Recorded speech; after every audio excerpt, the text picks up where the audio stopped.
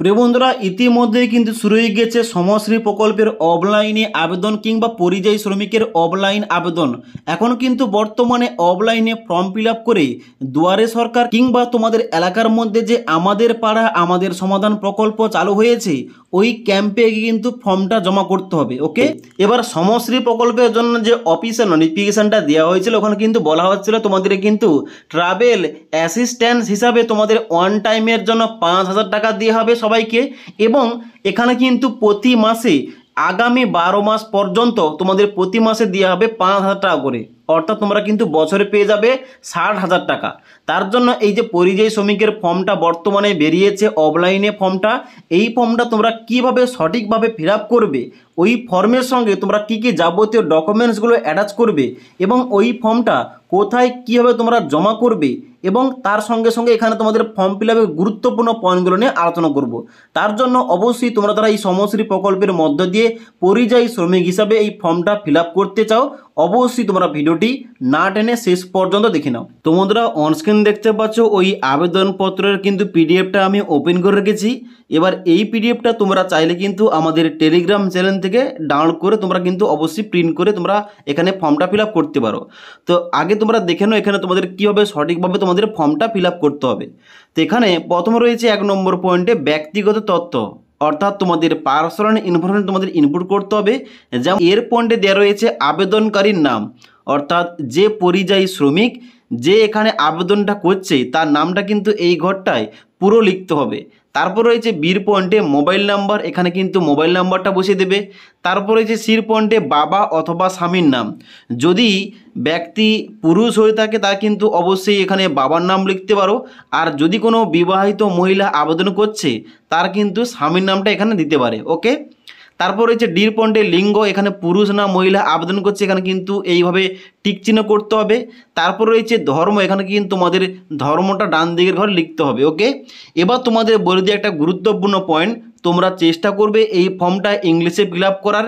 যদি তোমরা ইংলিশে ফিল আপ করতে না পারো তাহলে কিন্তু এখানে তোমরা বাংলা ভাষায় ফর্মটা ফিল আপ করতে পারো। ওকে, কারণ ইংলিশে ফর্মটা ফিল আপ করলে এখানে কিন্তু ডাটাগুলো এন্ট্রি করতে সুবিধা হয়ে থাকে। ওকে, এবার নিচের দিকে আসার পর এখানে রয়েছে কাস্ট কিংবা এখানে জাতি, এখানে তোমাদের উল্লেখ করতে হবে ডান দিকের ঘরে তুমি এসসি এসটি ওবিসি কিংবা আনরিজার্ভ কোন ক্যাটাগরি থেকে বিলং করছে এখানে তোমাদের ডান দিকে লিখতে হবে এই ঘরটায়। তারপর রয়েছে জন্ম তারিখ, এখানে তোমাদের প্রথম দিন, তারপরে মাস, তারপরে সাল তোমাদের এখানে ইনপুট করতে হবে। অর্থাৎ তোমার যদি জন্ম তারিখটা 1/1/2000 হয়ে থাকে তাহলে কিন্তু অবশ্যই তোমাদের এখানে 01, আবার তোমাদের 01 এবং তারপর তোমাদের এখানে 2000 লিখতে হবে। এভাবে তোমাদের কিন্তু ডেট অফ বার্থটা ইনপুট করতে হবে। তারপর নিচের দিকে আসবে, নিচের দিকে আসার পর এখানে বলা আছে আপৎকালীন ফোন নাম্বার, তুমি যে মোবাইল নাম্বারটা দিয়েছো ওই মোবাইল নাম্বার বাদে তোমার বাড়ির যে কোনো একটা নাম্বার তোমরা কিন্তু এখানে দিতে পারো। তারপর রয়েছে আধার নাম্বার, এখানে আধার নাম্বার বসিয়ে দেবে। তারপর রয়েছে খাদ্যসাথী রেশন কার্ড নাম্বার, এখানে কিন্তু তোমাদের রেশন কার্ডের নাম্বারটা ডান দিকের ঘরে বসিয়ে দেবে। এবং তারপর রয়েছে ভোটার কার্ডের নাম্বার, এখানে কিন্তু তোমাদের ডান দিকে ভোটার কার্ডের নাম্বারটা বসিয়ে দিতে হবে। এবার নিচের দিকে আসবে, নিচের দিকে আসার পর বলা হচ্ছে স্থায়ী ঠিকানা, তোমাদের কিন্তু অবশ্যই পার্মানেন্ট যে অ্যাড্রেস রয়েছে আধার কার্ড আইডি কার্ডে ওই ঠিকানা তোমাদের ইনপুট করতে হবে। যেমন তোমাদের মহকুমার নাম কি রয়েছে, তোমরা কোন ব্লকের আন্ডারে বসবাস করছো ব্লকের নামটা ইনপুট করবে এই ঘরটায়। তারপর রয়েছে গ্রাম পঞ্চায়েত, তোমাদের গ্রাম পঞ্চায়েতের নামটা এই ঘরটায় ইনপুট করবে। তারপর রয়েছে ডান দিকে থানা, এখানে কিন্তু তোমরা থানার নাম লিখবে এবং ডান দিকে পিনকোডটা বসিয়ে দেবে। এবার সব থেকে যেটা গুরুত্বপূর্ণ পয়েন্ট, এখানে কিন্তু তোমাদের নিচে আলাদা আলাদা ছকের মাধ্যমে এখানে কিন্তু শর্তগুলো উল্লেখ করা রয়েছে। এবার এই সমস্ত ছকের মধ্যে তোমাদের কিন্তু যে কোনো একটি তোমাদের ফিল আপ করতে হবে। এবার তোমাদের জন্য যেটা প্রযোজ্য হবে ওইটা তোমাদের কিন্তু ফিল আপ করতে হবে। এখানে কিন্তু তোমাদের ভালোভাবে শুনতে হবে কথাগুলো। দেখো এখানে বলা হচ্ছে কি, এখানে বলা হচ্ছে কর্মক্ষেত্রের ঠিকানা 3 নম্বর পয়েন্টে, এখানে বলা হচ্ছে ABCD এর মধ্যে যে কোনো একটি তোমাদের ফিল আপ করতে হবে। এবার এর পয়েন্টে বলা হচ্ছে কি, এর পয়েন্টে বলা হচ্ছে যে সমস্ত আবেদনকারী ভারতবর্ষের মধ্যে পশ্চিমবঙ্গ ছাড়া অন্যান্য রাজ্যে কর্মরত তাদের জন্য কিন্তু এই ঘরটা। অর্থাৎ তুমি যদি ভারতবর্ষের বাইরে না গিয়ে পশ্চিমবঙ্গের বাইরে অন্য কোন রাজ্যে, তা হতে পারে ব্যাঙ্গালোর, হায়দ্রাবাদ ইত্যাদি রাজ্যে গিয়ে তোমরা কাজ করেছিলে, এখানে কিন্তু তোমাদের এই ঘরটা ফিল আপ করতে হবে। তারপর বির পয়েন্টে বলা হচ্ছে যে সমস্ত আবেদনকারী ভারতবর্ষের বাইরে কর্মরত তাদের জন্য, অর্থাৎ যারা ভারতবর্ষের বাইরে অর্থাৎ যারা বিদেশ গেছে, বিদেশে গিয়ে কাজ করছে, তাদের কিন্তু এই ঘরটা ফিল আপ করতে হবে। এবার সির পয়েন্টে বলা হচ্ছে যে সমস্ত আবেদনকারী ভারতবর্ষের মধ্যে কিন্তু পশ্চিমবঙ্গ ছাড়া অন্যান্য রাজ্যে কর্মে নিযুক্ত হবেন, অর্থাৎ তারা কিন্তু এখন কিন্তু কর্মরত নয়, তারা ওখানে বাইরে কাজ করতে যাবে, তাদের জন্য কিন্তু এই ঘরটা ফিল আপ করতে হবে। ওকে, এবার তারপরে আবার ডির পয়েন্টে বলা হচ্ছে যে সমস্ত আবেদনকারী ভারতবর্ষের বাইরে কর্মরত হবেন তাদের জন্য এই ঘরটা, অর্থাৎ যারা ভাবছে যে বিদেশ যাবে তাদের কিন্তু এই ঘরটা ফিল আপ করতে হবে। ওকে, অর্থাৎ এখানে কিন্তু তোমাদের দুই ধরনের দেওয়া রয়েছে। একটা হচ্ছে যারা অলরেডি কাজ করছিল তারা বাড়ি চলে এসেছে, তারা কিন্তু উপরের দুটি ঘর ফিল আপ করতে পারে, আর নিচে তোমাদের দেওয়া রয়েছে যারা বাইরে কাজ করতে যাবে ভাবছে, কিংবা তাদের ডেটটা ফিক্স হয়ে গেছে, তারা কিন্তু যাবে বাইরে কাজ করতে, তাদের জন্য কিন্তু এখানে নিচের দিকে ঘরগুলো দেওয়া রয়েছে।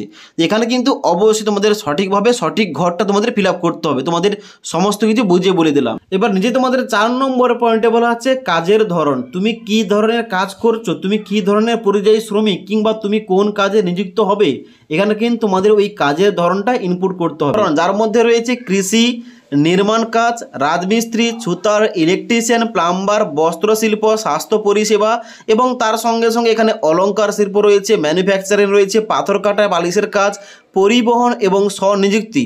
তার সঙ্গে সঙ্গে তোমাদের যদি এখানে ওই কাজটা উল্লেখ না থাকে, এখানে কিন্তু দেওয়া রয়েছে বিভিন্ন, এবং তারপর একটা ঘর দেওয়া রয়েছে, এখানে কিন্তু তোমরা ঘরে তোমরা লিখতে পারো তুমি কী ধরনের কাজটা করছো কিংবা কী ধরনের কাজে তোমরা যাবে। ওকে, এবার বলা হচ্ছে নিচে বাইরে যাওয়ার দিন কিংবা প্রস্তাবিত দিন, এখানে কিন্তু অবশ্যই তোমাদের উল্লেখ করতে হবে তোমরা যারা বাইরে যাবে ভাবছো, এখানে কিন্তু তোমরা বাইরে যে যাবে তার ডেটটা কিন্তু এই ঘরটায় মেনশন করতে হবে। তারপর রয়েছে প্রতিদিন কত টাকা পারিশ্রমিক কিংবা প্রস্তাবিত পারিশ্রমিক তোমাদের কত টাকা দেওয়া হবে। দেখো তোমরা যারা অলরেডি কর্মরত কাজ করে বাড়ি ফিরেছো, তোমাদের কিন্তু দিতে হবে তুমি কত টাকা প্রতিদিন পাচ্ছিলে, এবং তোমরা যারা বাইরে যাবে তোমাদের কিন্তু কত টাকা তোমরা পাবে প্রতিদিন পারিশ্রমিক হিসাবে, এখানে কিন্তু তোমাদের এই ঘরটায় লিখতে হবে ওই টাকার অ্যামাউন্টটা। ওকে, এবার 5 নম্বর পয়েন্টে বলা হচ্ছে যে স্বনিযুক্ত অথবা এজেন্ট দ্বারা নিযুক্ত অথবা এজেন্ট ছাড়া নিযুক্ত অথবা অন্যান্য ব্যক্তি দ্বারা নিযুক্ত, অর্থাৎ তুমি যে কাজে যাবে ভাবছো কিংবা তুমি যে অলরেডি কোনো কাজে কর্মরত রয়েছো, তোমরা ওই কাজটা কীভাবে পেয়েছো, কোনো এজেন্টের মাধ্যমে নাকি কোন রকম এজেন্ট ছাড়া, নাকি তোমরা নিজে নিজে কাজটা পেয়েছো, এখানে কিন্তু তোমাদের ওইটা উল্লেখ করতে হবে। এবার যদি তোমরা এজেন্টের মাধ্যমে গিয়ে থাকো এখানে কিন্তু বিদেশ, তাহলে কিন্তু অবশ্যই তোমাদের এজেন্টের নাম, এজেন্টের মোবাইল নাম্বার, ওই এজেন্টের ব্যক্তির কিন্তু ঠিকানা কিন্তু এই ঘরটায় ইনপুট করতে হবে। তারপর নিচের দিকে আসবে, নিচের দিকে আসার পর এবার তোমাদের 6 নম্বর পয়েন্টে ব্যাঙ্ক অ্যাকাউন্টের ইনফরমেশান দিতে হবে সঠিকভাবে, যেখানে ব্যাংকের নেমের জায়গায় এখানে তোমরা ব্যাংকের নামটা লিখবে। যদি স্টেট ব্যাঙ্ক অফ ইন্ডিয়া হয়ে থাকে তাহলে কিন্তু এখানে লিখে দেবে স্টেট ব্যাঙ্ক অফ ইন্ডিয়া, এখানে কিন্তু ইংলিশে সমস্ত কিছু ইনফরমেশানগুলো তোমরা কিন্তু ইনপুট করবে। তারপর ডান দিকে বলা হচ্ছে ব্রাঞ্চের নাম, এখানে কিন্তু তোমাদের ব্রাঞ্চের নামটা লিখতে হবে। তারপর রয়েছে অ্যাকাউন্ট নাম্বার, তোমাদের অ্যাকাউন্ট নাম্বারটা এই ঘরটায় ইনপুট করবে। তারপর তোমাদের ডান দিকে রয়েছে আইপিসি কোড, এখানে কিন্তু ওই ব্যাংকের আইপিসি কোডটা কিন্তু তোমরা ব্যাংকের পাসবইয়ের প্রথম পাতায় পেয়ে যাবে, এখানে কিন্তু ওইটা ইনপুট করে দেবে। তারপর নিচের দিকে আসবে, নিচের দিকে আসার পর 7 নম্বর পয়েন্টে বলা হচ্ছে মনোনয়ন সংক্রান্ত তথ্য, এখানে কিন্তু প্রথম বলা হচ্ছে মনোনীত ব্যক্তির নাম, এখানে তোমরা পাড়া প্রতিবেশীর কোনো নাম দিতে পারো কিংবা তোমাদের নিজের ফ্যামিলি তোমরা বাবার নাম দিতে পারো। ওকে, দেওয়ার পর ডান দিকে মোবাইল নাম্বার দেবে, মনোনীত ব্যক্তির সঙ্গে তোমার কি সম্পর্ক এখানে কিন্তু এই ঘরটায় লিখে দেবে, এবং ডান দিকে কিন্তু ওই ব্যক্তির আধার কার্ডের নাম্বারটা ইনপুট করতে হবে। তারপর রয়েছে এখানে 8 নম্বর পয়েন্টে খাদ্যসাথী কার্ডের বিবরণ, এখানে তোমাদের রেশন কার্ডটা কোন ক্যাটাগরির রেশন কার্ড, যদি তোমাদের RKSY হয়ে থাকে কিংবা তোমার যদি এখানে PHH হয়ে থাকে তাহলে কিন্তু এখানে তোমরা ডান দিকে লিখবে PHH। ওকে, এভাবে কিন্তু লিখে দেবে। ওকে, তোমার যে ক্যাটাগরি ওটা কিন্তু তোমরা ডান দিকে লিখবে। তারপর রয়েছে খাদ্যসাথী কার্ড নাম্বার, এখানে কিন্তু তোমাদের কার্ডের নাম্বারটা এই নিচের ঘরে তোমাদের ইনপুট করতে হবে। দেওয়ার পর নিচের দিকে আসবে, নিচের দিকে আসার পর বলা হচ্ছে 9 নম্বর পয়েন্টে আপনার কি পরিবার আছে। এবার যদি তোমাদের পরিবার এখানে থেকে থাকে, এখানে তোমরা হ্যাঁ করে থাকো, তাহলে কিন্তু নিচে তোমাদের পরিবারের সদস্যগুলির নাম কিন্তু এখানে নিচের ঘরে এখানে ইনপুট করতে হবে, এবং ডান দিকে তোমরা ওইখানে ইনপুট করবে ওই ব্যক্তি পুরুষ নাকি মহিলা, তার বয়স কত, তার আধার নাম্বার এবং তার সঙ্গে তোমার কি সম্পর্ক এখানে কিন্তু ইনপুট করতে হবে। এবার দেখে নাও তোমাদের এখানে কী কী গুরুত্বপূর্ণ ডকুমেন্টস চাওয়া হচ্ছে এই ফর্মের সঙ্গে। এখানে বলা হচ্ছে যে আবেদনের সাথে নিম্নলিখিত সমস্ত জেরক্স জমা দিন, যার মধ্যে রয়েছে পাসপোর্ট আকারের ছবি, অর্থাৎ তোমাদের একটা পাসপোর্ট সাইজের ছবি কালার কিন্তু তোমাদের ফটোগ্রাফ এখানে সাবমিট করতে হবে। তারপর ডান দিকে রয়েছে এখানে আধার কার্ডের নাম্বার, এখানে কিন্তু আধার কার্ডের নাম্বার তোমরা যদি দিচ্ছ এখানে কিন্তু তোমাদের আধার কার্ডে একটা জেরক্স কপি জমা করতে হবে। 3 নম্বর রয়েছে ব্যাংকের পাসবই। 4 নম্বর রয়েছে আবেদনপত্র সহ সংযোজনী এ, অর্থাৎ তোমাদের ঘোষণাপত্র তোমাদের কিন্তু এখানে অ্যাড করতে হবে, একটু পরে তোমাদের দেখাচ্ছি কোনটা তোমাদের অ্যাড করতে হবে। তারপর রয়েছে 5 নম্বর পয়েন্টে বৈধ পাসপোর্ট এর কিন্তু অবশ্যই তোমাদের জেরক্স কপি লাগবে, অর্থাৎ যারা বিদেশে গিয়ে কাজ করছিল কিংবা যারা বিদেশ যাবে তাদের কিন্তু অবশ্যই একটা পাসপোর্ট তোমাদের জমা করতে হবে জেরক্সটা। তারপর রয়েছে এখানে ভোটার আইডি কার্ড, কিন্তু তোমাদের কিন্তু অবশ্যই জেরক্স জমা করতে হবে। ওকে, এবার এখানে কিন্তু বাম দিকে স্থানের জায়গায় তোমরা এখানে গ্রামের নাম কিংবা পোস্ট অফিসের নাম ইনপুট করতে পারো এবং তারিখের জায়গায় তোমরা যে তারিখে জমা করছো এখানে কিন্তু অবশ্যই তারিখটা দিতে হবে। এবং ডান দিকে এই যে পরিযায়ী শ্রমিকের স্বাক্ষরের জায়গায় তোমরা কিন্তু যে আবেদন করছে যে পরিযায়ী শ্রমিক তার কিন্তু স্বাক্ষর লাগবে। ওকে, এবার এখানে তোমরা নিচের দিকে আসবে যে এখানে বলা হচ্ছিল যে সংযোজনী এ, এখানে কিন্তু রয়েছে সংযোজনী এ, এটা কিন্তু তোমাদের টোটাল 3টি পাতার ফর্ম, যার কিন্তু লাস্ট পাতা রয়েছে এই সংযোজনী এ, অর্থাৎ স্বস্বাক্ষরিত শংসাপত্র, এটা কিন্তু অবশ্যই তোমাদের জমা করতে হবে। যার মধ্যে রয়েছে আমি, এখানে কিন্তু তোমরা ছেলেরা আবেদন করলে এখানে শ্রীমতী কেটে দেবে, কুমারী কেটে দেবে, শ্রী থাকবে, ডান দিকে তোমরা তোমাদের নাম লিখবে, পিতার নাম লিখবে, তারপরে আধার নাম্বার, তারপরে ভোটার আইডি কার্ড নাম্বার, তারপরে তোমাদের স্থায়ী ঠিকানা কি রয়েছে যেমন গ্রামের নাম, পোস্ট অফিসের নাম, থানার নাম এবং পিনকোড এবং তোমাদের জেলার নামটা এখানে লিখে দেবে। তারপর বলা হচ্ছে এখানে যে আমি, এখানে কিন্তু নামটা দেবে, তারিখ দেবে এবং ডান দিকে তোমরা পেশা দেবে, তুমি কোন পেশায় কিংবা কোন কাজটা করছিলে কিংবা কোন কাজে তোমরা নিযুক্ত হবে। এবং ডান দিকে বলা হচ্ছে এখানে তোমাদের ভারতবর্ষের মধ্যে এখানে তুমি কিন্তু কাজ করলে এখানে তোমরা জেলার নাম দেবে এবং রাজ্যের নামটা দেবে। আর যদি তোমরা ভারতবর্ষের বাইরে তোমরা কাজ করছো কিংবা কাজ করতে যাবে তাহলে কিন্তু এখানে ভারতবর্ষের বাইরে এই যে দেশের নামের আগে এইখানে কিন্তু তোমাদের ওই দেশের নামটা এখানে লিখতে হবে। ওকে, এবার এখানে কিন্তু তোমাদের বলা হচ্ছে দেখতে পাচ্ছ তোমাদের নিচে বলা হচ্ছে তারিখ সহ পরিযায়ী শ্রমিকের স্বাক্ষর, এই যে ঘরটা এখানে কিন্তু তোমাদের উপরে এখানে তোমাদের এইভাবে তোমাদের সিগনেচার করতে হবে তারিখ সহ। ওকে, তো এখানে কিন্তু এইটা করার সঙ্গে সঙ্গে তোমাদের কিন্তু ফর্ম ফিল আপের কাজটা শেষ। তো এই যে ফর্মটা, এই ফর্মের সঙ্গে তোমাদের যে সমস্ত যাবতীয় ডকুমেন্টসের কথা বললাম সমস্ত ডকুমেন্টস কিন্তু জেরক্স কপি করে অ্যাটাচ করবে, প্রতিটি জেরক্সের নিচে তোমাদের কিন্তু নিজের স্বাক্ষর করা থাকবে। এই সমস্ত কিছু ডকুমেন্টস সহ কিন্তু আবেদনপত্র নিয়ে তোমরা যাবে কোথায়, তোমাদের এলাকার মধ্যে যেখানে আমাদের পাড়া আমাদের প্রকল্প কিংবা দুয়ারা সরকারগুলি হচ্ছে ওখানে গিয়ে কিন্তু অবশ্যই তোমাদের জমা করতে হবে। ওকে, এবার এখানে তোমাদের আবেদনপত্রের প্রথমের দিকে রয়েছে এখানে দেখতে পাচ্ছ একটা ঘর দেওয়া রয়েছে, এই ঘরটায় তোমাদের কিন্তু ওই পাসপোর্ট সাইজের ফটোটা তোমাদের কিন্তু মারাতে হবে। ওকে, তো আশা করি তোমাদের সমস্ত কিছু বলতে পারলাম। এখানে তোমাদের এই পরিযায়ী শ্রমিকের এই যে ফর্মটা, এই ফর্মটা তোমরা কীভাবে ফিল আপ করবে, এর সঙ্গে যাবতীয় কী কী ডকুমেন্টস অ্যাটাচ করবে এবং কোথায় গিয়ে জমা করবে।